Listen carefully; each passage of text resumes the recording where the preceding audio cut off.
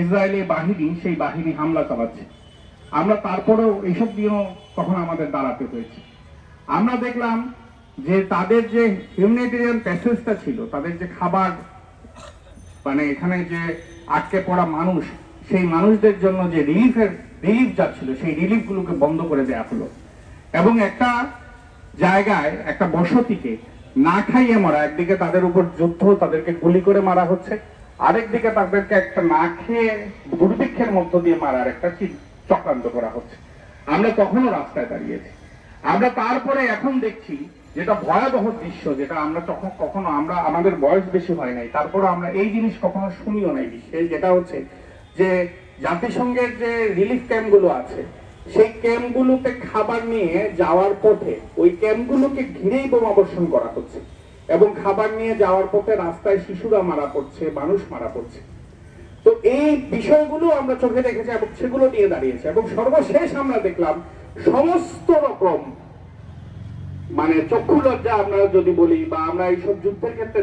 দেখি যে মুখে সামনে অনেক কথা বলা হয়, চুক্তি করা হয়, বলা হয় যে আমরা কিছু করছি না, কিন্তু তলায় তলায় সমস্ত রকম চুক্তি ভঙ্গ করা হয়। কিন্তু সেখানে নিচে তলায় তলায় বলতে কিছু নেই, একেবারে খুলাম মন্ত্রী পরিষদের সিদ্ধান্ত নেওয়া হলো যে গাজাটা দখল করে ফেলা হবে। তো এই যে ধাপে এক একটা ধাপে মানে আমরা যে আগ্রাসন, সেটা একটা অমানবিক ব্যাপার, সেটা তো আছেই, কিন্তু অমানবিকতার রেকর্ড ইসরায়েল এক ধাপ করে ছাড়িয়ে যায়, তার পূর্বের রেকর্ডকে সেই নিজেই ভঙ্গ করছে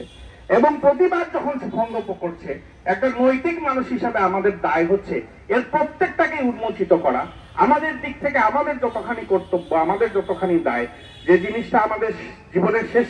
পর্যন্ত গিয়ে বলতে হবে যে সেদিন আমরা কোথায় ছিলাম, কি করেছিলাম, সেই জায়গা থেকে যে যত মানুষই আমরা থাকি না কেন, যে সংখ্যাই আমরা থাকি না কেন, ফিলিস্তিন সংহতি কমিটির পক্ষ থেকে আমরা ধারাবাহিকভাবে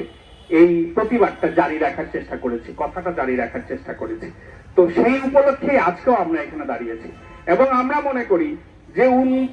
মানে গোটা দুনিয়াতে যে পরিমাণ বিক্ষোভ হচ্ছে, যে আঙ্গিকে অবয়বে বিক্ষোভ হচ্ছে, সেই বিক্ষোভটা কিন্তু বাংলাদেশে হচ্ছে না। অথচ বাংলাদেশে এই ফিলিস্তিন নিয়ে আবেগ উৎসাহের খুব কমতি আছে, বিষয়টা তাই সেটা আমরা মনে করি না, চিন্তার কমতি আছে সেটা আমরা মনে করি না। ফলে আমাদের এইটাও একটা প্রশ্ন যে এই আবেগ এবং এই যে উৎসাহ এবং ফিলিস্তিনকে ব্যবহার করে যে রাজনীতি, সেই রাজনীতি আসলে সৎ রাজনীতি কিনা, নাকি এইটারও একটা অন্য উদ্দেশ্য আছে। এই গণহত্যাটাকেও একটা ক্ষুদ্র দলীয় এবং গোষ্ঠী স্বার্থে ব্যবহার করে কিছু ক্ষমতা, কিছু ভাগ বাটোয়ারা, কিছু পদ পদবি, কিছু টাকা পয়সা, নিজেদের যে ক্ষুদ্র সংকীর্ণ রাজনীতি, সেই রাজনীতিকে প্রতিষ্ঠা করার জন্যই আমরা ফিলিস্তিনের কথা বলি কিনা, নাকি আমরা সত্যকার অর্থেই একটা দেশ আমাদের চোখের সামনে আছে, 21 শতকে মাটিতে মিশিয়ে দেয়া হচ্ছে, লক্ষ লক্ষ মানুষকে মেরে ফেলা হচ্ছে, আমরা প্রতিদিন চোখের সামনে একের পর এক অমানবিকতার রেকর্ড ভঙ্গ হতে দেখছি, অথচ আমাদের এখানে কোনো জোরালো প্রতিবাদ আমরা দেখছি না। এই বিষয়টা আমি মানুষদের ভেবে দেখার জন্য বলবো। আমরা এটা বলতে চাই যে আমরা যাই হই না কেন, এরপরেও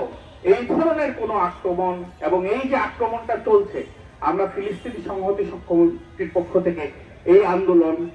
আমরা জারি রাখবো এবং আমরা আমাদের দিক থেকে এই নৈতিক প্রতিবাদটা আমরা চালু রেখে যাব। আমরা দাঁড়াবো, আমরা যে সংখ্যাই হই না কেন সেটা নিয়ে আমাদের কোনো সংকোচ নাই, কিন্তু আমরা মনে করি মানুষ হিসাবে আমাদের পরিচয় দিতে হলে এর বিরুদ্ধে আমাদের দাঁড়াতেই হবে। তো আমরা একটা শক্তিশালী, গোটা দেশে এখানে আনোয়ার স্যার